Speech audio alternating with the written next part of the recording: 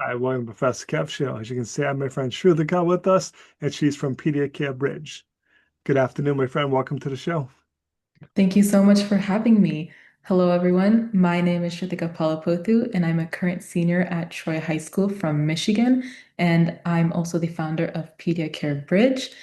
Um, I have a deep interest for medicine and want to pursue a degree in medicine and become a physician, as well as I have a lot of other hobbies, such as I play chess and I love keeping up with the news. And I'm really interested in international relations and public policy as well. Awesome, pretty impressive. So let's talk a little bit about PediaCare Bridge. Why did you start this idea? What need did you see? Mhm. So I started PediaCare Bridge last year in October, so it's been a year. And one of the first things I saw was during my time as a volunteer at a hospital, I've been with a lot of kids. I've spent a lot of time in the Corewell Playroom, which is where a lot of like the patients come and get together, and there's a lot of games and all of that in that playroom. And one of the things that I noticed being with all those kids is they have a lot of different interests. You know, one kid is really interested in chess, the other one's really good at art, the other one wants to play soccer, Hmm. and maybe there's one really interested in AI coding because, that happens to be like the new field of AI, right? So, I just noticed that like how every kid had their own like interest and had their own view of the world, right? But I also realized that treatment came first. Obviously, that is a priority and that is, responsibility as well for the hospital and the parents. So more of their like time and effort were put onto the treatment. So they didn't really recognize like the children's interests, right? The hospital does provide a lot of like pet therapy, music therapy, art therapy, but it's not like specified to the individual child. And sometimes their interest gets lost. And one thing I think is really important for kids is extracurriculars. When I was a little kid, I don't think um school was really important to me. What was important to me was going to tennis, playing chess, doing dance, and all of that, right? So I wanted to start something where I could bring those extracurriculars to the patient, to the child, and make sure that they're happy in the hospital. That makes sense. Like you said, sometimes we just overlook that. We're just like to your point, we're just so focused on treatment. So tell me, how has it been going so far?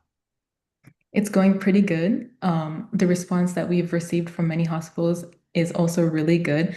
What we do is we partner with a lot of hospitals and we partner with them in different ways. For example, every hospital works in different ways and rules, right? They have their own policies. So we partner with a lot of hospitals where we provide pre-recorded videos, which are like a recorded series of videos, short videos for the child to watch and do by themselves. For example, we have series on how to solve a Rubik's Cube, how to code, AI, intro to robotics, chess, and all of that. We also have a lot of videos on, let's say a child is interested in animals or space exploration. So we have a video series and we provide pre-recorded videos. What we also do is we also work with hospitals for in-person volunteers. So we have in-person volunteers going in and teaching those topics in various extracurriculars. Then we also have mental health courses such as yoga and meditation as well. And so we work with each hospital differently, whether they're okay with in person, whether they want pre recorded. And a lot of our hospitals also upload our videos onto their streaming service, onto their hospital TV channels called CCTV. So we, are on their TV channels as well. So currently, we're partnered with over 45 hospitals across the US, reaching over 3,000 pediatric patients. Tell me more about scaling it. How did you get into so many hospitals? Yes. So first I started off local. Since I'm from Michigan, I started off with some of the biggest hospitals here, such as Hurley's Children's and Corewell Health.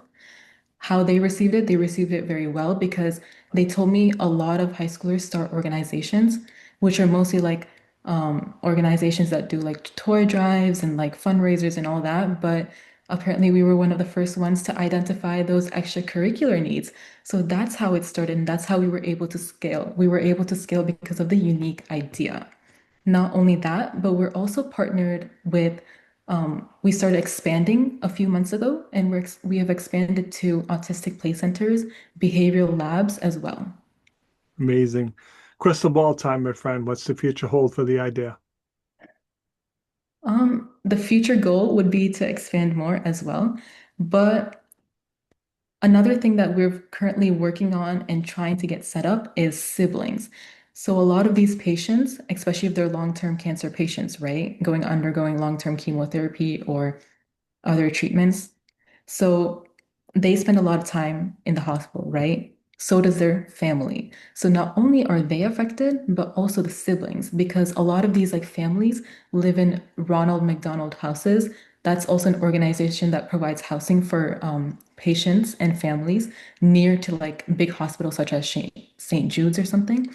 So what we want to do is we want to expand to siblings as well, open the program up for siblings. It's interesting. I probably never would have thought of that, the impact it has on your siblings too. Like I Mhm. said, if your family's spending a lot of time at the hospital with your brother or sister, you're also being impacted too. That's a smart idea. So, what's the best way for people to reach out to you if they want to learn more, they want to help? The best way to reach out to us is either through LinkedIn or through our website. On our website, PediaCare Bridge, we also have a contact form or an email that you can reach out to. Awesome. I appreciate taking a few minutes calling to show. And as always, thanks for being my friend. Thank you so much. Thank you so much for having me.